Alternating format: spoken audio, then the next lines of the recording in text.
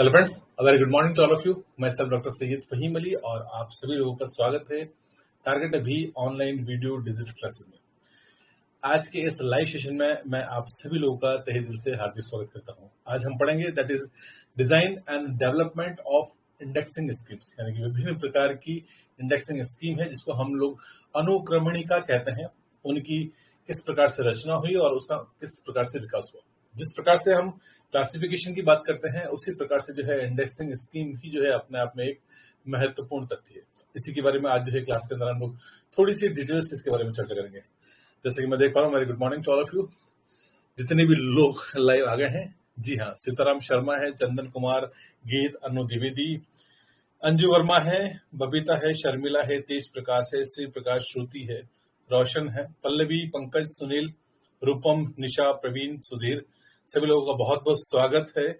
जी हाँ, नील, राजेंद्र, सुमिता जना हाजरा, मनीषा, हसनैन आलम है, कन्हैया लाल है, अश्मिता है, केतन, अंजू यादव, सीताराम शर्मा, सभी लोगों का बहुत बहुत बहुत बहुत स्वागत आपकी इस क्लास के अंदर। ओके, सो देखिए क्लास के अंदर हम लोग बात करेंगे तो दिस इज इम्पोर्टेंट कि आज जो हम टॉपिक करने वाले हैं दिस इज इंडेक्सिंग स्कीम है। इंडेक्सिंग स्कीम यानी कि हम लोग सूचीकरण की बात करेंगे और सूचीकरण जो है अपने आप में एक महत्वपूर्ण तथ्य है।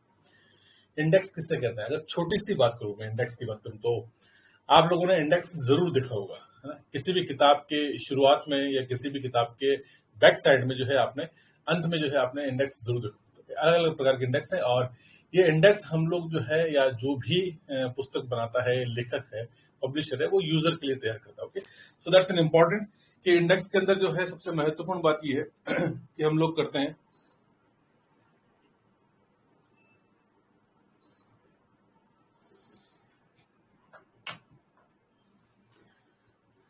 इंडेक्स का मतलब जो है वो सूची से है। ओके, सो अच्छा, कोई किताब है, जैसे मान लीजिए फॉर एग्जांपल, सपोज मैंने आपको पहले भी एग्जांपल दी, 500 पेज की कोई किताब है। अब उस किताब के अंदर मैं अगर आपसे कोई चीज पूछ लूं कि ये टॉपिक इसके अंदर कहाँ मिलेगा, तो मोस्टली क्या होता है कि 500 पेज की किताब है, उसके अंदर मान लीजिए 10 चैप्टर है या 5 चैप्टर है, तो 5 चैप्टर के इंडेक्स जो है आपको शुरुआत में मिल जाती है। और मैंने अगर आपसे पूछ लिया कि लाइक 5 चैप्टर है, मैं उदाहरण आपको दे रहा हूँ। जैसे फर्स्ट चैप्टर जो है आपका that is fundamental of library science है। सेकंड चैप्टर मैंने आपको क्लासिफिकेशन दे दिया, थर्ड आपको लाइब्रेरी कैटलॉगिंग दे दिया, फोर्थ चैप्टर जो है मैंने आपको इन्फॉर्मेशन रिसोर्सेज, और फिफ्थ चैप्टर जो है मैंने आपको लाइब्रेरी मैनेजमेंट का दे दिया। ओके, तो ये 5 चैप्टर की किताब है। मैं अगर आपसे पूछूंगा कि इसमें मुझे मैनेजमेंट से संबंधित कोई चीज चाहिए, तो आप कहाँ जाएंगे? तो आप इंडेक्स खोलेंगे और इंडेक्स में आप देखेंगे कि 5वां चैप्टर कहाँ से शुरू है।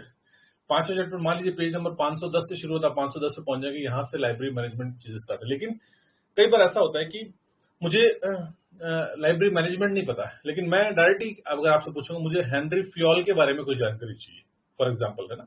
हम लोग कहाँ से बात करें? हेनरी फ्योल के बारे में। तो अगर हेनरी फ्योल के बारे में जानकारी चाहिए इस किताब के अंदर कहाँ मिलेगी, तो आपको कई बार ऐसा होता है कि ये भी नहीं पता था कहाँ इसको लाइब्रेरी मैनेजमेंट के अंदर ढूंढा जा सकता है। तो अल्टीमेटली हेनरी फ्योल को हम लोग कहाँ ढूंढते हैं? एच से, है ना? तो एच से ढूंढ रहा है, हेनरी फ्योल ढूंढना है, तो आपको इसके लिए क्या चाहिए? आपको इंडेक्स चाहिए। और इंडेक्स कहाँ मिलेगी आपको? तो at the back side of the book आपको मिलती है, वहां पर कीवर्ड्स के हिसाब से जो है आपको वहां पर इंडेक्स मिलती है। So that is important. तो ये इंडेक्स का सिर्फ एक एग्जांपल है और आज हम लोग क्लास के अंदर है इसी प्रकार की बहुत सारी इंडेक्सिंग पद्धतियां हैं, उनके विकास है, उनकी रचना है, उससे संबंधित ही जो है आज की क्लास के अंदर बात करेंगे। ओके, तो क्लास स्टार्ट करते हैं। इससे पहले वेरी गुड मॉर्निंग। जी हाँ, कुछ कमेंट्स हैं आप लोगों के, मैं आपसे कुछ बात कर लेता हूँ, देन उसके बाद जो है क्लास स्टार्ट करते हैं। ठीक है?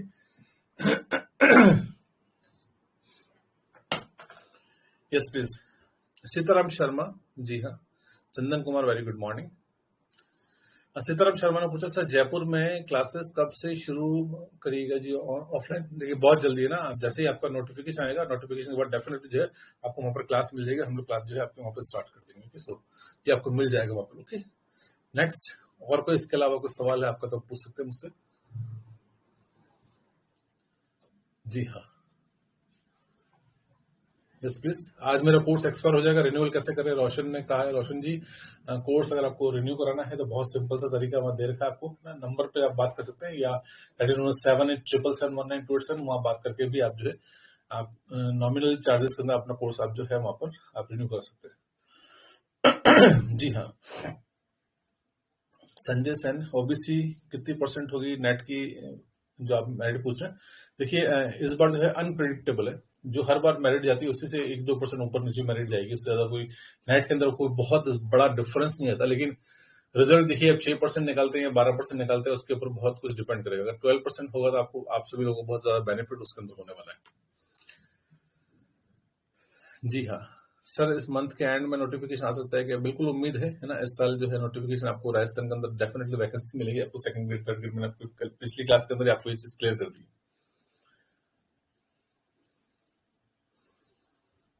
जी हाँ, ठीक है, क्लास स्टार्ट करें। ओके चौधरी जी, बहुत बहुत शुक्रिया आपका, very good morning, I am come back, स्वागत आपका। जी हाँ, रूपम कुमारी ने कहा है सर पोस्टुलेट्स भी पढ़ाइए। देखिए पोस्टुलेट्स पढ़ा दूंगा, पोस्टुलेट्स हैं और कुछ प्रिंसिपल्स भी हैं, लेकिन अगर वो पढ़ाऊंगा तो क्लास वो जो है और भी लंबी हो जाएगी, तो बहुत ज्यादा, क्योंकि क्लासिफिकेशन के अंदर बहुत ज्यादा डेप्थ है। तो जहां तक मुझे लगता था मैं दे दिया, अगर आप लोगों को अगर चाहिए होगा तो मैं वो क्लास भी जो है आपको, पोस्टुलेट की क्लास भी आपको दे दूंगा, अगर आपकी डिमांड होगी तो आपको वो चीजें मिल जाएगी, ठीक है। ओके चलिए, very good morning to all of you. और सुमेर ने कहा सर 8 फरवरी के बाद की कोई वीडियो नहीं है। 8 फरवरी के बाद शायद क्लास हुई थी आपकी, 9 को क्लास हुई थी, है ना, देन उसके बाद 9 को क्लास जो है वो आपकी यूट्यूब के ऊपर क्लास थी, और देन उसके बाद 10, 11, 12 छुट्टियां थी, 4 दिन आना, और देन उसके बाद क्लास जो है 14, तो 8 के बाद आपको 14 की ही क्लास मिलेगी, उसके बीच में क्लास थी ही नहीं, तो कहां से मिलेगी आपको, ठीक है। चलिए स्टार्ट करते हैं, और आज की class that is designing and development of indexing scheme की हम लोग बात करते हैं। इंडेक्सिंग क्या है मैं आपको पहले बता चुका हूं। इंडेक्सिंग का मतलब ये है कि हमारे पास विभिन्न प्रकार की सूचना है, और उन सूचनाओं का निश्चित स्थान प्राप्त करने के लिए हम सूचकांक के तौर पे हम लोग जो है जो चीज बनाते हैं उसको हम लोग इंडेक्स कहते हैं ना। तो ये इंडिसेस से बना है ना, इंडिकेट से बना है। तो इंडेक्स या इंडिकेट शब्द जो है उससे बना है, आपका इंडेक्स बना है, यानी इंडिकेट करना, रेफर करना, यानी कि एक प्रकार का संकेत है, तो कौन सी चीज कहां पर रखी हुई, तो उससे ये चीज बनाएगी। Okay so that's important. Indexing का जो है, या इसको हम लोग अनुक्रमणिका भी कहते हैं, तो सिंपल सी बात है, इंडेक्सिंग का है या इसको अनुक्रमणिका कहते हैं। और इंडेक्सिंग का मतलब क्या है, तो मैं आपको यहाँ पर बता देता हूँ कि इंडेक्सिंग जो है, आप देखें कि विषय के माध्यम से, इंडेक्सिंग का मतलब क्या है, किसी विषय के माध्यम से दस्तावेजों और सूचना तक पहुंच प्रदान करने में मदद करता है। ओके, इंडेक्सिंग क्या करता है, दस्तावेजों तक या सूचना तक पहुंच प्रदान करने में मदद करता है, यानी कि आप ये अनुक्रमणिका है हम लोग बनाते हैं। और ये मैंने बहुत सिंपल से बता दिया, बहुत बड़ी बात नहीं है इसके अंदर, एवरीबॉडी नोज के इंडेक्स से ही हम लोग जाते हैं ना, तो हर चीज हम इंडेक्स से ढूंढते हैं, तो वहाँ एक सूची होती है, और सूची से हमें चीजें ढूंढना आसान होता है ना। जैसे फॉर एग्जाम्पल, मैंने बहुत पहले भी एग्जाम्पल दिया था, ये कि एक क्लास है, क्लास के अंदर मान लीजिए 50 बच्चे भी हैं, तो 50 बच्चे में से कौन सा स्टूडेंट आया है या नहीं आया, कौन प्रेजेंट है एब्सेंट है, अगर मैं इस प्रकार से अगर देखूंगा क्लास के अंदर, तो मुझे ऐसा पता नहीं चलेगा। लेकिन अगर मैं अटेंडेंस देखूंगा, तो अटेंडेंस में मुझे एग्जैक्टली पता चलेगा कि कौन एब्सेंट है कौन प्रेजेंट है। तो हमें लिस्ट में ढूंढना इजी है एज कंपेयर टू हम फिजिकली सामने बच्चे बैठे हैं, उसमें अगर किसी बच्चे को ढूंढना तो वो बहुत मुश्किल होता है। द सेम थिंग, तो इसी प्रकार से इंडेक्स में भी क्या होता है कि जितना भी कंटेंट हमारे पास है, ये जो भी रिसोर्स हमारे पास, जैसे चाहे कोई बुक है हमारे पास, कोई मैगजीन है, लाइब्रेरी के अंदर हमारे पास डिफरेंट तरह के रिसोर्सेज है, तो उन रिसोर्सेज का एग्जैक्ट पोजीशन जो है हमें कहाँ मिलेगी, इंडेक्स में मिलेगी। दो तरह के इंडेक्स है, एक किताब के पहले है, एक किताब के बाद में होती है। कुछ किताबों में इंडेक्स लास्ट में होती है, जो लास्ट में इंडेक्स होती है वो वोकैबुलरी इंडेक्स होती है, यानी कि ऑक्सिलरी इंडेक्स भी इसको कहते हैं, शब्दावली के आधार पर होती है। तो जितने भी शब्द हैं, जो महत्वपूर्ण शब्द है, और जिन शब्दों के आधार पर पाठक या यूजर द्वारा सूचनाओं को ढूंढा जा सकता है, मैंने अभी आपको हेनरी फ्योल का एग्जांपल दिया था। ओके सो ऐसे शब्द जिनके आधार पर सूचनाओं को ढूंढा जा सकता है, ऐसे महत्वपूर्ण शब्दों की भी एक शब्दावली बना के हम लोग एक इंडेक्स बना के जो है अल्फाबेटिकल ऑर्डर में किताब के अंत में डालते हैं, और उन शब्दों के आगे हम उसकी प्रश्न संख्या लिखते हैं। कहाँ लिखेंगे, जैसे हमारे ए से लेकर जेड तक जितने भी शब्द हैं किताब के अंदर जो महत्वपूर्ण है, हमने वो सारे के सारे शब्द ले लिए, और उन सारे शब्दों को प्रश्न संख्या के अनुसार जो है लास्ट में किताब के अंत में जो है अल्फाबेटिकल ऑर्डर के अंदर हम लोग जमा देते हैं। तो ए वाले हो गए, फिर then B C D E, ऐसे लेके ए से लेके जेड तक के सारे शब्द हमने लास्ट में लिख दिए। प्रत्येक शब्द के आगे जो है हम लोग प्रश्न संख्या लिखते हैं। अच्छा, वो ये भी हो सकता है कि वो शब्द जो है उस किताब में 2-4 बार आया हो, तो एक बार नहीं तो उसमें 2 या 4 प्रश्न, चारों प्रश्नों की संख्या हम लोग लिखते हैं। इंडेक्स का अगर एग्जांपल, तो आप में से बहुत सारे लोगों ने डीडीसी काम में लिया, और डीडीसी के अंदर भी आपने देखा होगा एक रिलेटिव इंडेक्स हमने काम में लिया था। ओके, तो हम रिलेटिव इंडेक्स काम में लेते हैं। रिलेटिव इंडेक्स का मतलब ये कि वहां पर जितनी भी चीजें जो आपके मेन शेड्यूल में कौन सी कहाँ लिखी है, अगर आपको ढूंढने में दिक्कत आ रही है, अगर आपको ये नहीं पता चल रहा है कि इसका मेन क्लास क्या होगा, तो आप इंडेक्स में जाकर भी उसको ढूंढकर उसका क्रमांक आप लेकर आते हैं। तो डीडीसी के अंदर ये सबसे बेस्ट एग्जांपल है कि डीडीसी में हम इंडेक्स का यूज करते हैं और रिलेटिव इंडेक्स के माध्यम से ही जो है हम किसी पर्टिकुलर शब्द को ढूंढकर उसका क्लास नंबर हम लोग ढूंढकर क्लासिफिकेशन करते हैं। सो इंडेक्स वहां पर भी हेल्पफुल है। इंडेक्स सभी के अंदर है। इंडेक्स आपने यूडीसी के अंदर भी देखा है, इंडेक्स आपने कॉलन के अंदर भी देखा है। कॉलन के अंदर जो आपका स्पेस वाला जो टेबल है वो आपका एक तरीके से इंडेक्स ही है, उसमें आप ढूंढते हैं। लैंग्वेज वाली टेबल है वो आपका इंडेक्स है। तो बहुत सारे इंडेक्स है।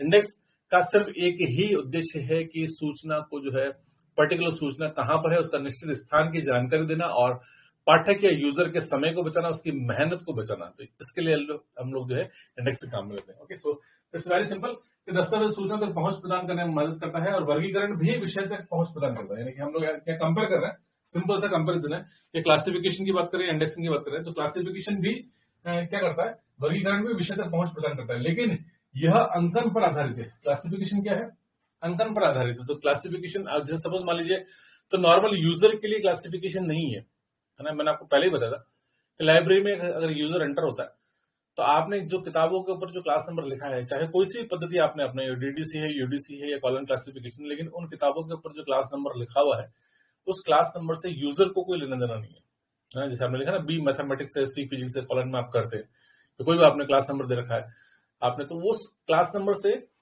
जो लाइब्रेरी के अंदर जो यूजर एंटर हुआ उसको कोई मतलब नहीं है ना, उसके किसी काम का नहीं है वो क्लास नंबर। वो क्लास नंबर किसके लिए है, वो लाइब्रेरियंस के लिए है, वहां के स्टाफ के लिए है, ताकि आप उन किताबों को, उन सामग्री को निश्चित क्रम में व्यवस्थित कर सको। तो पाठक को अगर इंफॉर्मेशन ढूंढनी है, सूचना की जानकारी प्राप्त करनी है, तो वो मोस्टली कैटलॉगिंग काम में लेता है। लेकिन उसके अलावा भी जो है किसी पर्टिकुलर किताब की बात करें, ये देन एडवांस स्टेज है। कैटलॉगिंग में तो ये है कि आपको वो चीज कहां पर है, टॉपिक ढूंढ रहे हैं, टाइटल ढूंढ रहे हैं, ऑथर ढूंढ रहे हैं, पब्लिशर ढूंढ रहे हैं, है ना, शीर्षक ढूंढ रहे हैं, तो कैटलॉगिंग काम का है। लेकिन किताब अगर आपके हाथ में है और अब आपको जानकारी चाहिए, अब आपको निश्चित पृष्ठ संख्या चाहिए, तो उसके लिए आपको जो है इंडेक्सिंग ही आपको हेल्प करेगा। So indexing within the book या विद इन द रिसोर्स के अंदर ढूंढने की बात है ना। तो दूसरी ओर यानी हम कंपेरिजन कर रहे हैं, किसका कर रहे हैं, हम लोग वर्गीकरण कर रहे हैं। तो वर्गीकरण विषय तक पहुंच प्रदान करता है, अंकन बढ़ा देते हैं। लेकिन दूसरी ओर अनुक्रमण यानी कि इंडेक्सिंग जो है सूचना का प्रतिनिधित्व करने और उसे खोजने के लिए शब्दों के आधार पर, मैंने देखा ना आपसे, इसके आधार पर करता है, तो शब्दों के आधार पर सुविधा प्रदान करता है। और अनुक्रमण यानी कि इंडेक्सिंग जो है विभिन्न प्रकार का होता है, यानी कि एक नहीं है, अलग। अभी आप देखेंगे आज की क्लास के अंदर के विभिन्न प्रकार के इंडेक्सिंग है, अलग अलग तरह के मेथड हैं और उन मेथड्स को यूज करते हुए हम जब जहां जैसी आवश्यकता होती है वैसी इंडेक्स तैयार कर सकते हैं। एग्जाम पॉइंट ऑफ व्यू से बहुत इंपॉर्टेंट है, क्वेश्चंस आते हैं, अभी मैं आपको बताऊंगा कि कौन कौन से क्वेश्चन आते हैं। वो सारे क्वेश्चन जो है मोस्टली हम लोग कंफ्यूज होते हैं या बहुत गहराई से अध्ययन करने पर वो जानकारी मिलती है। इंडेक्सिंग आपके सिलेबस में भी टॉपिक दे रखा है और अपने आप में एक महत्वपूर्ण शीर्षक है। यूजीसी एनटीए नेट के अंदर इंडेक्सिंग है, केवीएस एनवीएस के अंदर इंडेक्सिंग है, राजस्थान लाइब्रेरी के सिलेबस में इंडेक्सिंग है। तो ऑलमोस्ट सारे ही कोर्सेज के अंदर जो है आपको इंडेक्सिंग के बारे में सवाल पूछे जाते हैं। अभी मैं आपको बताऊंगा तो आपको याद आ जाएगा, हाँ इस तरह के सवाल जो है एग्जाम में पूछे जाते हैं। ओके, सो शब्दों के आधार पर सुविधा प्रदान करता। अनुक्रमण यानी कि इंडेक्सिंग जो है विभिन्न प्रकार का होता है और यह सूचना का प्रतिनिधित्व करने और खोजने के लिए विभिन्न तकनीकों और उपकरणों का उपयोग करता है। यानी कि सूचना अगर आपको खोजनी है तो आप ये काम कर सकते हैं। It's very important. और आज के इस दौर में इंडेक्सिंग ही है। आप जो गूगल सर्च करते हैं, गूगल पर भी इंडेक्स है। गूगल भी अपने इंडेक्स में से चीजें ढूंढ कर जो है आपके सामने करता है। गूगल पर आप जो ढूंढ रहे हैं वो क्या कर रहे हैं, आप कीवर्ड के आधार पर ढूंढ रहे हैं। सो कीवर्ड ये आपको अगर याद होगा तो एचपी लोहान ने भी जो है आप इस प्रकार के एक मेथड दिया था उस जमाने में, है ना। तब आपको ढूंढने के लिए बताया था कि कीवर्ड के आधार पर आप किस प्रकार से चीजों को ढूंढ सकते हैं। तो आज गूगल बना है, गूगल शब्दों के आधार पर काम कर रहा है। वो शब्द कहीं पर भी लिखा हो आपको ढूंढकर जो है उसके रिजल्ट्स प्रदान करता है। तो इतनी बड़ी वेब की डेटाबेस में से, वेब की दुनिया में से चीजें ढूंढकर आपके सामने ला रहा है। तो वही काम हम लाइब्रेरी में करते हैं। लाइब्रेरी में हम पर्टिकुलर किताब के लिए करते हैं कि इस पुस्तक में कौन सी जानकारी कहाँ लिखी हुई, उसकी पृष्ठ संख्या क्या है, हम लोग यूजर को देने की कोशिश करते हैं। तो गूगल तो अब ये काम कर रहा है, लेकिन लाइब्रेरी वाले जो है ये बहुत पहले से इस काम कर रहे हैं। That is known as the indexing. उसको हम लोग सूचीकरण भी कहते हैं। हालांकि कैटलॉगिंग भी सूचीकरण है, दैट्स अ डिफरेंट थिंग। लेकिन पर्टिकुलर पुस्तक की, पर्टिकुलर सामग्री की, पर्टिकुलर रिसोर्स की सूची बनाना, that is known as indexing. तो ये इंडेक्सिंग जो है मूल रूप से विभिन्न प्रकार की है। मोस्टली हम इसको 3 कैटेगरी में डिवाइड करते हैं। That is known as the indexing methods कहलाते हैं। तो उम्मीद करता हूँ ये बात जो है आपको यहाँ पर, जी हाँ बिल्कुल, आपने लिखा है क्विक, लिखा है आपने क्विक है, क्वॉक है आपका, और अलग अलग तरह की बहुत सारी इंडेक्सिंग है। आज की क्लास के अंदर मैं वही आपके जो है कॉन्सेप्ट यहाँ पर क्लियर करने आया हूँ। ओके, तो उम्मीद करता हूँ ये बात आपको समझ में आ रही होगी। चलिए आगे बढ़ते हैं। मैंने आपको बता दिया कि इंडेक्सिंग क्या है, लेकिन इंडेक्सिंग के अंदर देखिए एक और चीज है कि अनुक्रमणी का मुख्य उद्देश्य क्या है ना? यहाँ पर ये बात मैंने आपको यहाँ पर क्लियर कर दी, छोटी सी बात है कि अनुक्रमणीकरण यानी कि इंडेक्सिंग, इंडेक्सिंग का मुख्य उद्देश्य जो है क्या है कि सूचना खोजकर्ता यानी कौन है, आपका यूजर है। सूचना खोजकर्ता कौन है, तो इंफॉर्मेशन सीकर के नाम से हम इसको कहते हैं। ये हमारा क्या कहलाता है, आपका सूचना खोजकर्ता कहलाता है कि समय और श्रम की बचत करना है। आप क्या करेंगे, समय और श्रम की बचत करेंगे, होता ना। ये आपने देखा है, मैं आपको बहुत सिंपल सा एग्जांपल और देता हूं। जैसे ये किताब अभी मैंने आपको बताया कि किताब है और किताब के अंदर 5 अलग अलग तरह के चैप्टर्स हैं। फर्स्ट मैंने आपको दिया फंडामेंटल लाइब्रेरी साइंस है, सेकंड आपका क्लासिफिकेशन है, कैटलॉगिंग है, फोर्थ नंबर आपका इन्फॉर्मेशन रिसोर्सेज का, और फिफ्थ चैप्टर जो है आपका that is of the library management. तो आपने देखा बच्चों के पास आमतौर पर किताब होती है, किताब के हम लोग इंडेक्स देखते हैं, इंडेक्स देखकर हम लोग पर्टिकुलर पेज नंबर पे चले जाते हैं और वहां से ढूंढकर हमने और इन्फॉर्मेशन प्राप्त करते हैं। लेकिन मान लीजिए उस किताब के शुरू के 2, 4, 5 पेज फट गए, है ना, तो इंडेक्स चलेगी उसके अंदर। अब किताब जो है, किताब आपको फर्स्ट चैप्टर से आपके स्टार्ट है। अब अगर ऐसे में अगर आपको ढूंढना हो तो आपको समस्या होती है कि आप कहाँ जाएंगे। इसलिए कई बार क्या करते हैं, हम हर पेज के ऊपर भी जो है उसका पाठ नंबर लिखते हैं ना, जो भी उसका टाइटल होता है लिखते हैं। जैसे कि क्लासिफिकेशन है तो पुस्तकालय वर्गीकरण, हर पेज पर हम लोग ऊपर लिखेंगे, नीचे पेज नंबर लिखेंगे, लेकिन ऊपर हम लोग का पाठ का नाम लिखते हैं। इससे भी क्या यूजर को बहुत कुछ आइडिया होता है कि हाँ यहाँ पर मिल जाएगा आपको। तो हर तरीके से ये बहुत सारे मेथड्स हैं, ये तरीके हैं। हम लोग ये चाहते हैं कि यूजर का समय बचे, उसका श्रम बचे। तो अगर इंडेक्स नहीं होगी, इट टेक्स टाइम, आपको लाइब्रेरी मैनेजमेंट वाले चैप्टर तक पहुंचने में टाइम लगेगा। तो जहां पर हर पेज के ऊपर हमने टाइटल लिख रखा है, that is known of the library management या पुस्तकालय प्रबंधन लिखा, उससे आपको अंदाजा लग सकता है कि हाँ पुस्तकालय प्रबंधन का चैप्टर चल रहा है इसके अंदर। अब अगर इसके अंदर कोई चीज ढूंढनी है तो फिर आपको पूरा चैप्टर पढ़ना होगा, तभी आप ढूंढ पाएंगे। और अगर उसके अंदर इंडेक्स बनी हुई है लास्ट के अंदर कीवर्ड के आधार पर, तो आप कीवर्ड के आधार पर भी जो है सूचना ढूंढ सकते हैं। यानी कि बड़ी बड़ी इंडेक्स आपकी शुरुआत में है और छोटी इंडेक्स या बारीक चीजों की इंडेक्स है, जो शब्दों के आधार पर इंडेक्स है, वो आपको कहाँ मिलेगी, किताब के लास्ट में मिलेगी। तो ये इट इज जस्ट एग्जांपल। और ये इंडेक्स हम लोग बनाते हैं। इंडेक्स कई बार हम लोग पहले से भी बना के तैयार करते हैं, और कई बार ऐसा भी होता है कि यूजर को जब आवश्यकता होती है तो उसकी आवश्यकता के आधार पर भी जो है इंडेक्स बनाई जाती है। दोनों काम हम करते हैं। तो यहाँ पर लिखा है कि उद्देश्य जो है सूचनाकर्ता के समय और श्रम की बचत करता है। इंडेक्सिंग की वजह से पाठक को निश्चित सूचना पृष्ठ संख्या कहां मिलेगी उसको, इंडेक्सिंग की वजह से पाठक को निश्चित सूचना पृष्ठ संख्या सहित प्राप्त हो जाती है, और साथ ही पाठक को विषय से संबंधित नवीन जानकारी भी प्राप्त होती है ना। अगर विषय से संबंधित कोई नवीन जानकारी तो वो भी प्राप्त होगी। यानी कि पर्टिकुलर आपको कोई शब्द ढूंढना है, तो जब आप ढूंढना शुरू करते हैं, ऐसा होता है, ये तो मेरे साथ कई बार हुआ, आप में से भी शायद हुआ होगा कि जब हम इंडेक्स को ध्यान से पढ़ते हैं तो इंडेक्स के अंदर बहुत सारे ऐसे शब्द मिलते हैं हमें। तो नए नए शब्द होते हैं जो शायद हमने कभी नहीं पढ़े होते हैं, नहीं देखे होते हैं, नहीं सुने होते हैं, लेकिन कहीं ना कहीं क्यूरियोसिटी होती है हमारे उसके अंदर। तो हम लोग देखते हैं, उन शब्दों को देखते हैं और उन शब्दों का प्रश्न संख्या हमारे सामने लिखी होती है। तो उन प्रश्न संख्या के आधार पर उस शब्द को खोजकर भी जो है हमें पढ़ने में कई बार मजा आता है। तो ये नवीन जानकारी भी प्राप्त होती है। और अल्टीमेटली इंडेक्स का एक ही उद्देश्य है कि पाठक के समय की बचत करना, मेहनत को। तो क्लासिफिकेशन भी क्या करता है, क्लासिफिकेशन भी यही करता है। जब क्लासिफिकेशन की डेफिनेशन मैंने आपको पढ़ाई थी, तब भी मैंने आपसे यही कहा था कि क्लासिफिकेशन इसलिए किया जाता है कि विभिन्न प्रकार की सामग्रियों को एक निश्चित क्रम में व्यवस्थित किया जा सके। तो व्यवस्थित क्यों करते हैं, ताकि उसे न्यूनतम समय में प्राप्त किया जा सके। तो अल्टीमेटली बात वही आती है कि आपको समय बचत करनी है।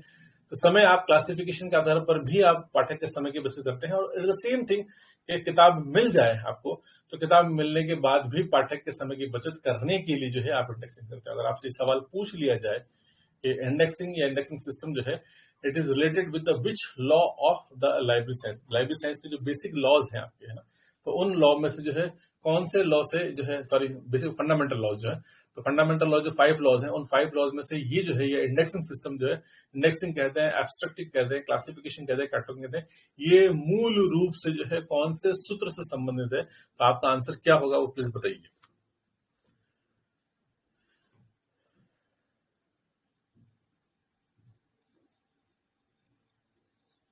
वेरी गुड, सभी का आंसर एक जैसा। ओके, तो ये basic laws, sorry fundamental laws जो है हमने पढ़े हैं ना, तो मैंने आपको बेसिक लॉज भी अलग पढ़ाए हैं और फंडामेंटल लॉज भी अलग पढ़ाए हैं। तो उसके अंदर फंडामेंटल लॉ जो 5 फंडामेंटल लॉज हैं लाइब्रेरी साइंस के, तो उन 5 फंडामेंटल लॉज के अंदर जो चौथा सूत्र जो है वो कहता है पाठक के समय को बचाइए।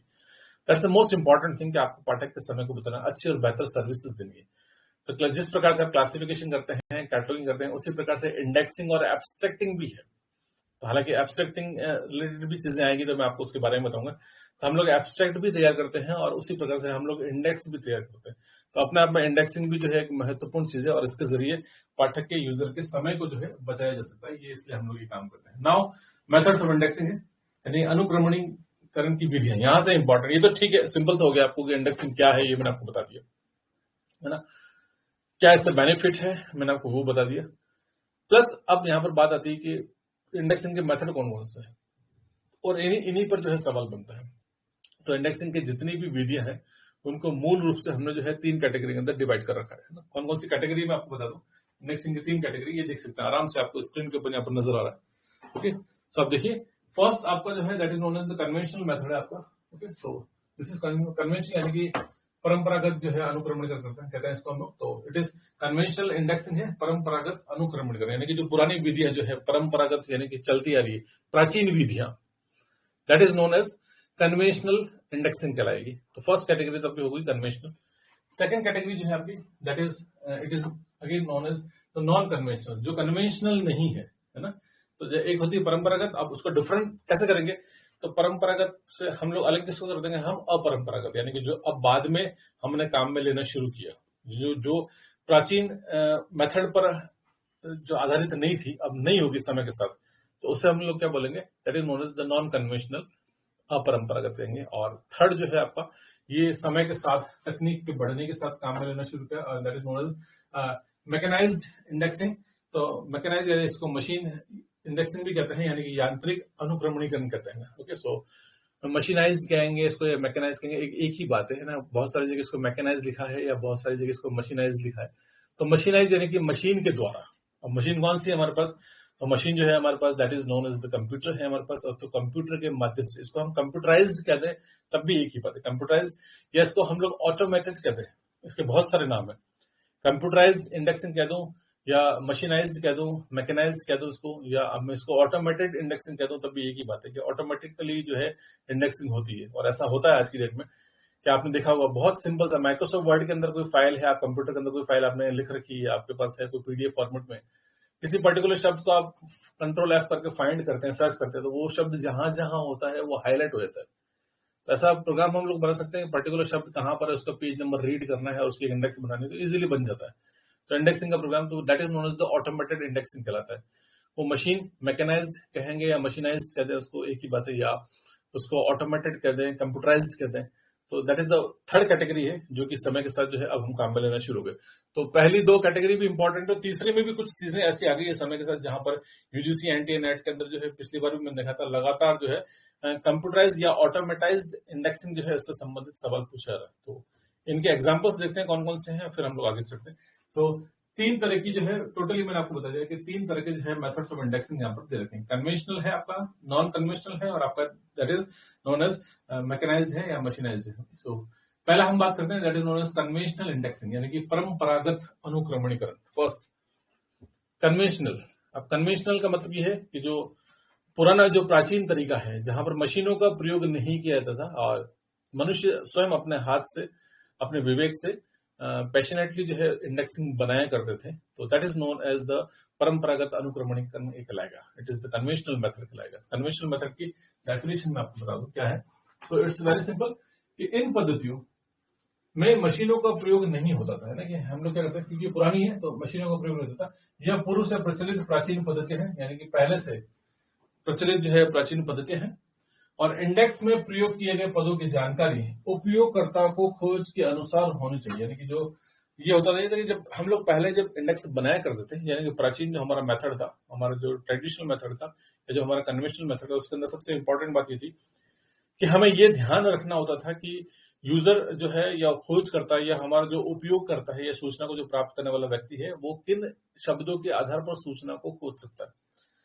तो उन शब्दों का या उन पदों का ही हम लोग प्रयोग करके इंडेक्स बनाया करते थे। तो आपने देखा होगा कई बार ऐसा भी होता है कि किताब जब हम पढ़ते हैं, किताब के अंदर कोई कठिन शब्द आता है किसी पेज के ऊपर, तो उसके ऊपर एक स्टार लगा होता है और उसी पेज के नीचे जो है उस स्टार या उस शब्द की जो है परिभाषा जो है वहां पर लिखी होती थी। तो ऐसा भी आपने देखा, that is again some sort of indexing, वो इंडेक्सिंग ही है। तो that is known as page to page instant indexing कहलाती है, जहां पर आपने शब्द पढ़ा उसी के नीचे आपने उसका डिस्क्रिप्शन भी पढ़ लिया। कई बार ऐसा होता है कि शब्द यहाँ लिखे हैं, उसके ऊपर नंबर लिखा होता है और उसके ऊपर जैसे 1 2 1 या कोई और नंबर लिखा, वो इंडेक्स का नंबर होता है। लास्ट में पीछे आप जाएंगे तो वहां पर वो शब्द आपको वहां पर मिल जाएगा, उसकी डेफिनेशन भी आपको वहां पर मिल जाएगी। इस प्रकार से भी चीजें आपको होती है। ओके, सो इंडेक्स में प्रयोग किए गए पदों की जानकारी, जो इंडेक्स में हम प्रयोग कर रहे हैं, कौन से जो पद है उसकी जानकारी उपयोगकर्ता की खोज के अनुसार होनी चाहिए तथा इन्हें पूर्व में ही समन्वित किया जाता है, यानी कि हम लोग पहले से ही बना लेते हैं, यानी कि यूजर के मांगने से पहले ही। दो तरह की चीजें हैं, एक यूजर मांगे, डिमांड करे खोजकर्ता, उसके बाद हम उसको सुविधा दें, और एक उसके मांगने से पहले ही दे दें। तो हम पहले दे देंगे, that is known as pre, है ना, और मांगने के बाद में देंगे, that is known as post. तो प्री और पोस्ट के अंदर डिफरेंस होता है। तो मांगने से पहले, तो पूर्व पहले ही हम लोग क्या करते हैं, उसको बना के सिंथेसाइज करके हम लोग इंडेक्स तैयार कर लेते हैं, that is known as pre coordinate indexing कहलाता है। यानी कि आपके कोऑर्डिनेशन से पहले, आपके मांगने से पहले ही जो है उपयोगकर्ता के लिए हमने पहले से ही सामग्री तैयार कर रखी है। So that is known as the, हम पहले से कर लेते हैं, इसलिए इस पद्धति को हम क्या करते हैं, हम उसको क्या करते हैं, प्री कोऑर्डिनेट करते हैं। तो अगर मैं कहूं आपसे कि कन्वेंशनल इंडेक्सिंग का दूसरा नाम क्या है, तो कन्वेंशनल इंडेक्सिंग का दूसरा नाम क्या है, प्री कोऑर्डिनेट इंडेक्सिंग है, और प्री कोऑर्डिनेट इंडेक्सिंग का दूसरा नाम क्या है, that is known as the conventional, एक ही बात है। तो सबसे पहले इंडेक्सिंग के इस युग में सबसे पहले प्रारंभ यही हुआ, that is known as the conventional indexing, जो है सबसे पहले प्रारंभ की है, that is known as pre coordinate, यानी कि यूजर के मांगने से पहले ही जो है हम उसको तैयार कर रहे हैं, और मांगने के बाद तैयार करेंगे तो that is known as the post कहलाएगा। ओके, तो जब यूजर की आवश्यकता होती है उसके बाद जब वो मांगा जाता है, और उसके आधार पर भी हम, क्योंकि लाइब्रेरी में ऐसी बहुत सारी सर्विसेज है, जैसे एब्स्ट्रैक्टिंग हम लोग पहले से करते हैं, लेकिन जब यूजर मांगता है कि मुझे इस प्रकार का एब्स्ट्रैक्ट चाहिए, तो हम उसके लिए तैयार भी करते हैं। तो एक लाइब्रेरी इस काम को करता है। ओके, तो that can be A paid service, कई बार ऐसा होता है। तो एब्स्ट्रैक्टिंग पहले से भी हो सकती है और बाद में मांगने के बाद भी दी जाती है। इसी प्रकार से इंडेक्सिंग मोस्टली पहले से होती है, लेकिन जब आप मांगते हैं तो आपको मांगने के आधार पर भी जो है आपको इंडेक्सिंग प्रदान की जा सकती है। तो ये दोनों तरह की चीजें हैं, और ऐसी बहुत सारी सर्विसेज जो है लाइब्रेरी देती है। हालांकि it is again a part of the library services. जब हम लोग लाइब्रेरी सर्विसेज पढ़ते हैं, इससे पहले भी मैंने चैप्टर पढ़ा है आपको, जैसे आपको याद होगा पिछली बार तो हमने library information sources and services वाला चैप्टर पढ़ा था। इंफॉर्मेशन सर्विसेज के अंदर यहाँ पर हम लोग इंडेक्सिंग एक प्रकार की सेवा है ना, तो ये मांगने से पहले दी जा रही है तो आपका प्री कोऑर्डिनेट है, और मांगने के बाद दी जा रही है तो पोस्ट कोऑर्डिनेट। लेकिन ये आपके सिलेबस में या क्लासिफिकेशन के साथ ही हम लोग जो है इंडेक्सिंग भी पढ़ा करते हैं। सो दिस इज इंपॉर्टेंट कि प्री कोऑर्डिनेट, इसको हम लोग क्या कहते हैं, प्री कोऑर्डिनेट यानी कि पूर्व संबंधित अनुक्रमणीकरण भी कहता है। अब इसके अंदर बहुत सारे मेथड्स है। तो कन्वेंशनल के मेथड कौन कौन से हैं, कन्वेंशनल के मेथड मैं आपको बता दूं, ये आपके मेथड्स है, और इन पर जो है सवाल पूछा था, ये आपको याद रहने चाहिए। कौन कौन से मेथड है तो मैं आपको बता दूं। सबसे पहला मेथड जो आपका, that is known as alphabetical subject index है। ओके, तो अल्फाबेटिकल सब्जेक्ट इंडेक्स में हम लोग क्या करते हैं कि हम लोग अल्फाबेट्स के आधार पर, यानी कि ए टू जेड फॉर्मेट में जो है हम लोग सब्जेक्ट्स को अरेंज करते हैं। तो that is known as alphabetical subject indexing कहलाता है। ओके, सो ये कई बार जैसे बहुत बड़ी, जैसे आप एनसाइक्लोपीडिया को देखें आप, तो एनसाइक्लोपीडिया के अंदर आपको इंडेक्स मिलेगा। तो एनसाइक्लोपीडिया का जो इंडेक्स है वहां आपको कंप्लीटली अल्फाबेटिकल सब्जेक्ट इंडेक्सिंग है, क्योंकि एनसाइक्लोपीडिया एक ऐसी किताब है जिसमें सबसे ज्यादा आपको विषय मिलते हैं। एक ही किताब है जिसमें आपको साइंस भी मिलेगा, आपको सोशल साइंस भी मिलेगा, आपको प्लस आपका ह्यूमैनिटी से रिलेटेड मिलेगा, आपको ज्योग्राफी है, जनरल नॉलेज से रिलेटेड बहुत सारे अलग अलग सब्जेक्ट्स जो है आपको एक ही किताब के अंदर मिलेंगे। उनकी जो इंडेक्स बनाई जाती है वो आपकी कैसी होती है, अल्फाबेटिकल होती है। अल्फाबेटिकल, देन अल्फाबेटिकल के बाद सब्जेक्ट इंडेक्सिंग होती है उसका, दैट इज एग्जांपल कि वहां पर हम इस प्रकार से देते हैं। So that is first example है। ऐसे ही नेक्स्ट आपका जो है आपका, it is known as classified index. ये सब कुछ कन्वेंशनल मेथड है आपके। क्लासिफाइड इंडेक्स का मतलब ये कि आप इंडेक्स को जो है अलग अलग तरीके से क्लासिफाइड कर दें। जैसे कि हम लोग करते हैं क्लासिफाइड इंडेक्स, जब आप कैटलॉग कार्ड्स बनाते हैं तो कैटलॉग कार्ड के दौरान भी आप इंडेक्सिंग करते हैं। लाइब्रेरी में आपने बहुत सारे कैटलॉग कार्ड्स बना लिए। अब कुछ कैटलॉग कार्ड जो है वो ऑथर से रिलेटेड है, कुछ कैटलॉग कार्ड जो है वो टाइटल से रिलेटेड है, कुछ कैटलॉग कार्ड जो है वो सब्जेक्ट से रिलेटेड है। तो ऐसे करते करते आप क्या करते हैं, ऑथर के कैटलॉग कार्ड आप अलग कर लेंगे, सब्जेक्ट के आप अलग कर लेंगे, टाइटल के आप अलग कर लेंगे, और उन्हें भी बाद में आप ए टू जेड क्रमांक में आप जमा देते हैं। That is known as the classified indexing कहलाती है ना। तो क्या कहलाएगा ये, क्लासिफाइड, यानी कि आपने सारे सबको अलग अलग समूह में बांट दिया, और समूह में बांटने के बाद आपने बनाया। ओके, नेक्स्ट आपका जो है आपका that is known chain indexing. Chain indexing, इसको हम लोग चेन प्रोसीजर भी कहते हैं, और it has been given by doctor S R. Ranganathan ने दिया है। और चेन प्रोसीजर है, चेन इंडेक्सिंग के माध्यम से हम लोग क्लास नंबर से पुनः जो है मूल शीर्षक प्राप्त करते हैं। मैं इसके एग्जांपल आपको करवाऊंगा, एक दो एग्जांपल, ताकि आपको ये चेन प्रोसीजर क्या है आपको समझ में आ जाएगा। जब आप कैटलॉगिंग करेंगे तब भी आपको ये काम में देगा। तो चेन प्रोसीजर का एग्जांपल बताऊंगा, लेकिन अल्टीमेटली आपको ये मान के चले कि जिस प्रकार टाइटल से आप क्लास नंबर बनाते हैं उसी प्रकार से आप क्लास नंबर से भी वापस आप टाइटल बना सकते हैं। उसके अंदर 4 अलग अलग तरह के लिंक्स होते हैं और उन लिंक्स के माध्यम से हम पुनः जो है शीर्षक को प्राप्त करते हैं। तो that is it is chain procedure. Chain procedure के अंदर हम लोग काम करते हैं। नेक्स्ट आपका ये दो इंपॉर्टेंट है, एक आपका प्रेसिस है और एक आपका पॉप्सी है।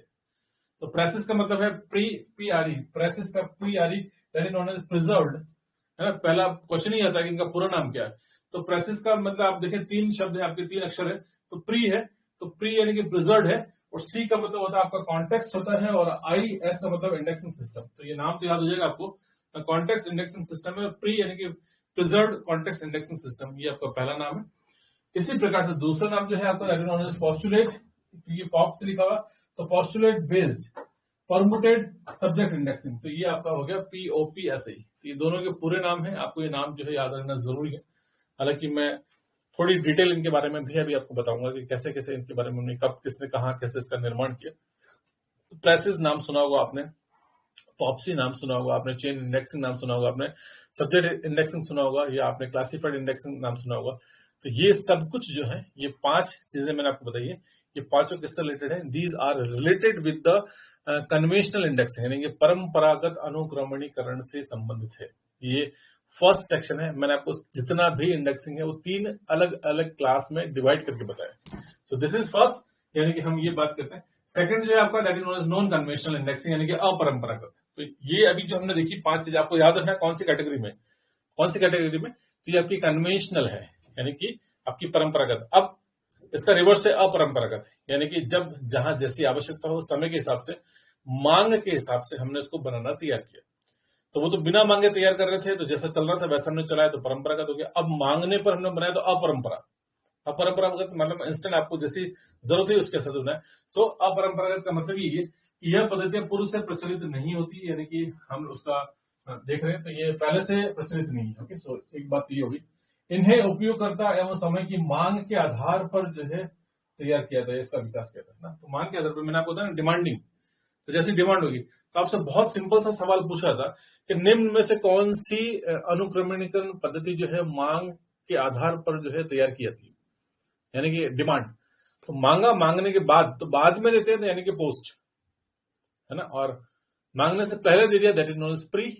तो प्री कोऑर्डिनेट इंडेक्सिंग यानी कि आपकी कन्वेंशनल, और मांगने के बाद यानी कि पोस्ट कोऑर्डिनेट इंडेक्सिंग यानी कि आपकी नॉन कन्वेंशनल। ये आपको याद रखना है। Okay, so it's very simple. तो मांग के आधार पर विकसित किया जा रहा है। विषय शीर्षकों के पद पूर्व में निर्धारित नहीं होते, यानी कि जो टाइटल है, सब्जेक्ट टाइटल, वो पहले से डिसाइड नहीं करेंगे, पहले से डिसाइडेड नहीं, क्योंकि आप जब जाएंगे आप मांगेंगे तो आपको जो है चीजें मिलेंगी। ऐसा होता है। देखिए मैं एग्जांपल बताऊं कि पहले भी एग्जांपल मैंने दिया था। कोई स्टूडेंट है, कोई आर्ट्स का स्टूडेंट है, वो मान लीजिए रविंद्रनाथ टैगोर के ऊपर जो है कोई रिसर्च कर रहा है। वो अपनी PhD रविंद्रनाथ टैगोर का जो लिखा हुआ लिटरेचर है, उस लिटरेचर के आधार पर जो है अपना रिसर्च कंप्लीट कर रहा है, शोध कर रहा है कोई बच्चा, स्टूडेंट ऐसा। वो किसी लाइब्रेरी में जाता है, लाइब्रेरी में जाने के बाद वो कहता है सर मुझे रविंद्र या टैगोर के ऊपर आपके यहाँ लाइब्रेरी में कितना साहित्य अवेलेबल है, मुझे उसकी सूची चाहिए। तो लाइब्रेरी में बहुत सारा लिटरेचर है, लेकिन लाइब्रेरी आपको रविंद्रनाथ टैगोर से रिलेटेड कोई आपको किताबों की अगर लिस्ट आपको बना के देता है, तो that is again it's kind of index. एक इंडेक्स है, वो सूची है, उसके बारे में सारी डिटेल आपको देता है। तो that is known as bibliography of Tagore, bibliography जिसको हम लोग कहते हैं। तो टैगोर बिब्लियोग्राफी क्या है? एक प्रकार के इंडेक्स है जहां पर टैगोर के द्वारा लिखा गया कौन कौन से साहित्य आपकी लाइब्रेरी में अवेलेबल है, कब लिखा गया है, कौन से सन में पब्लिश हुआ, किसके द्वारा पब्लिश किया गया, उसके अंदर उसका थोड़ा सा डिस्क्रिप्शन के उस साहित्य में किस प्रकार की चीजें दे रखी है। तो ऐसी कम से कम 5-50 किताबों की जानकारी एक सूची के रूप में आपको मिल गई। तो that is again a kind of index, वो भी एक इंडेक्स है।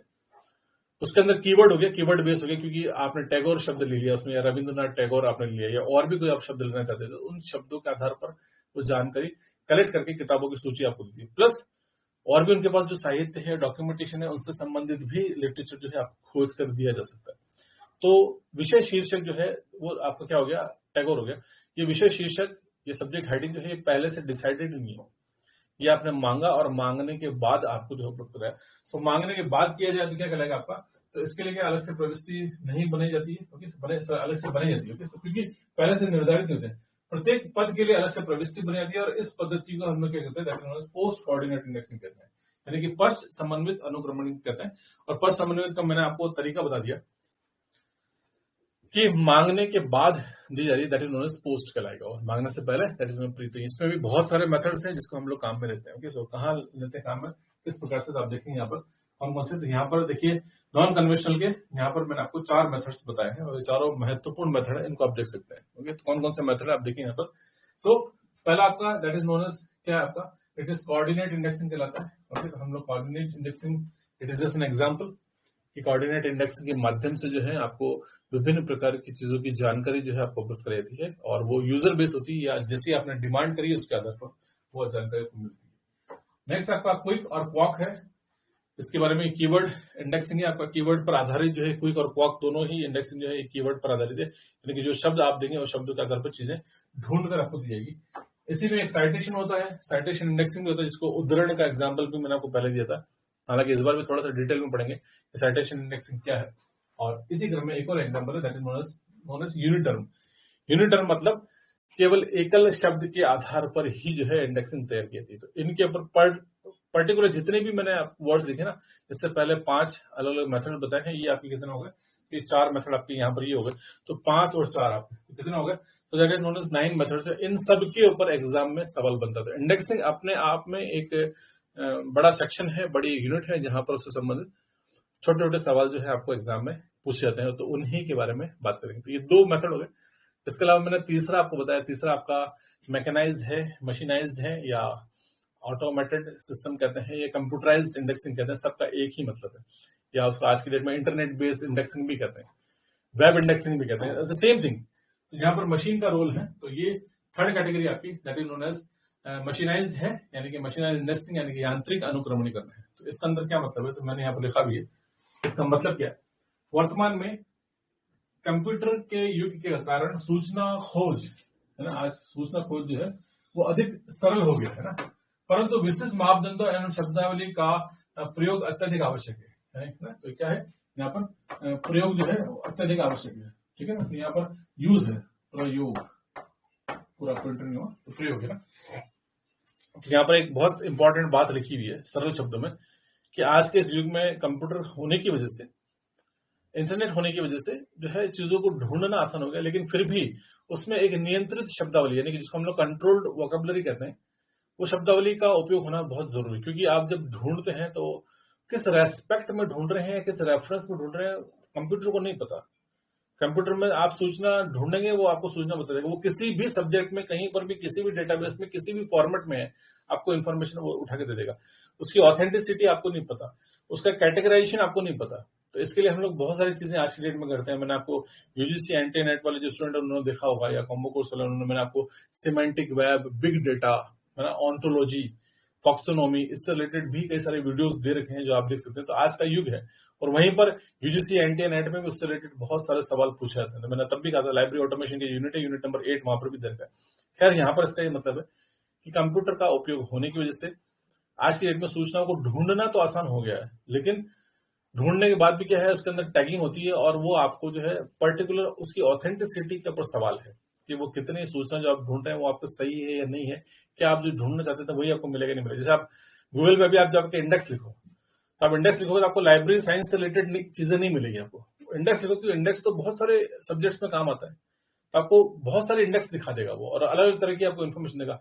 आपको लिखना पड़ेगा इंडेक्सिंग इन लाइब्रेरी साइंस, तो जब जाके आपको गूगल पे इंडेक्सिंग लाइब्रेरी साइंस आपको रिलेटेड मान, जैसे अगर आपने सिर्फ क्लासिफिकेशन लिखा, गूगल पे आप जाके क्लासिफिकेशन लिख देंगे, तो क्लासिफिकेशन तो बहुत सारे सब्जेक्ट में, दुनिया में बहुत सारा क्लासिफिकेशन होता है, तो बहुत सारा लिटरेचर आपको दे देगा।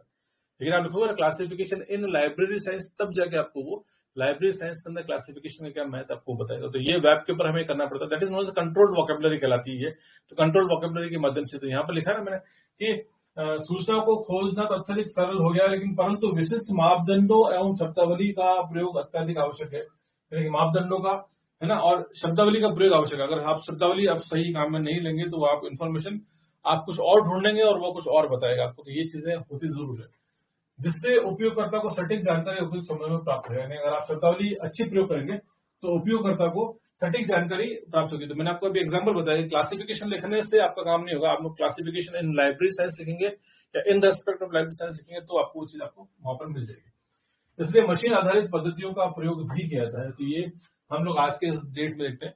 तो ऐसी बहुत सारी पद्धतियां आ गई है जहां पर मशीन आधारित चीजों को हम लोग काम लेते हैं। वो सिस्टम्स बने हुए हैं, सर्च के सिस्टम बने हुए थे, और उन सिस्टम को यूज करते हुए आप अच्छी और बेहतर विभिन्न प्रकार की सूचना प्राप्त कर सकते हो। तो ऐसे बहुत सारे सिस्टम आज की डेट में बन गए, उन्हें भी हम लोग जो है ऑटोमेटेड या मशीनाइज या यांत्रिकी अनुक्रमणीकरण कहते हैं। तो क्या क्या चीजें तो आप देखेंगे यहाँ पर। तो दीज आर द एग्जाम्पल, ये एग्जाम्पल्स हैं और ये शुरुआत से चलते हुए आज से नहीं है। जब से कंप्यूटर बने तब से हम लोगों ने इस तरह के एग्जाम्पल्स काम में लेने चालू किए। कौन कौन से हैं? तो ये मेथड्स हैं। एक आपका पंच कार्ड सिस्टम है, और पंच कार्ड सिस्टम के जरिए भी जो है मशीन आधारित हम लोग चीजें जो है प्राप्त कर सकते हैं। नेक्स्ट आपका पीक अबू, ये भी एक आपका मेथड है। देन आपका जीटो कोडिंग है, ये भी है, और एक आपका ऑनलाइन। तो ये 4 शब्द हैं, और ये चारों शब्द जो हैं काम आते हैं इंडेक्सिंग में। So that is known as again mechanized indexing कहलाते हैं, या इसको यांत्रिक अनुक्रमण कहते हैं, जिसके आधार पर हम विभिन्न प्रकार की सूचनाएं प्राप्त कर सकते हैं। सो this is all about the indexing. ये इंडेक्सिंग की फर्स्ट क्लास है, जहां पर मैंने आपको सिर्फ ये बताया कि इंडेक्सिंग कितने प्रकार की है और उन्हें हम कौन कौन सी कैटेगरी में डिवाइड करते हैं।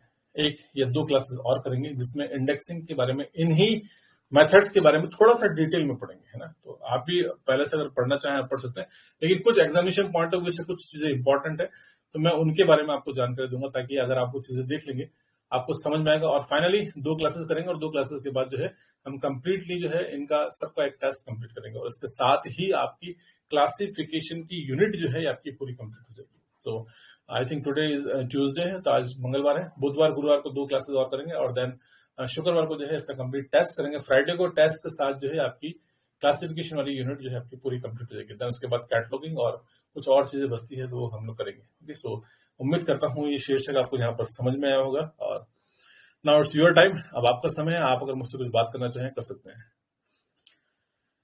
अजमेर का टूर कैसा रहा? मेरा टूर बहुत अच्छा रहा, शुक्रिया चौधरी जी, है ना।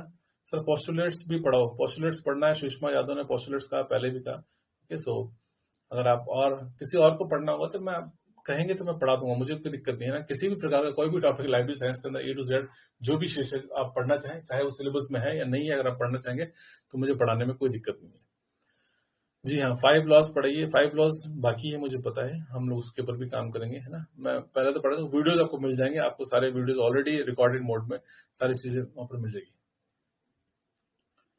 जी थैंक यू विच्छल, विच्छल शुक्रिया बहुत बहुत। सर प्लीज, अंजू ने पूछा है। जी हाँ, जयपुर में ऑफलाइन क्लास होगी, मे बी पॉसिबल, है ना। तो क्योंकि we are planning for that ना, तो जैसी नोटिफिकेशन होगा देन उसके बाद आपको चीजें मिल जाएगी।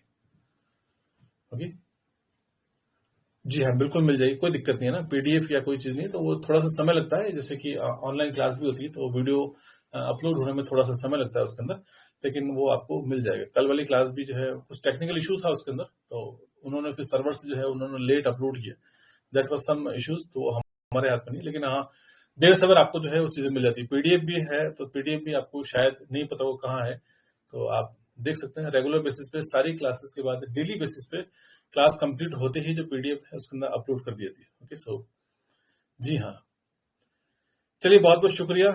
आज की क्लास को यहीं पर समाप्त करते हैं, कल आपसे फिर से मुलाकात करेंगे इसी टॉपिक को कंटिन्यू करते हुए। तो इंडेक्सिंग वाली क्लास आप जरूर देखिएगा, अपने मस्तिष्क दिमाग में रखिएगा। और प्री कोऑर्डिनेट, पोस्ट कोऑर्डिनेट और मैकेनाइज या मशीनाइज्ड इंडेक्सिंग जो है इसके बारे में थोड़ी और डिटेल में बात करेंगे, क्योंकि एग्जाम में इससे संबंधित डिटेल में सवाल पूछे जाते हैं।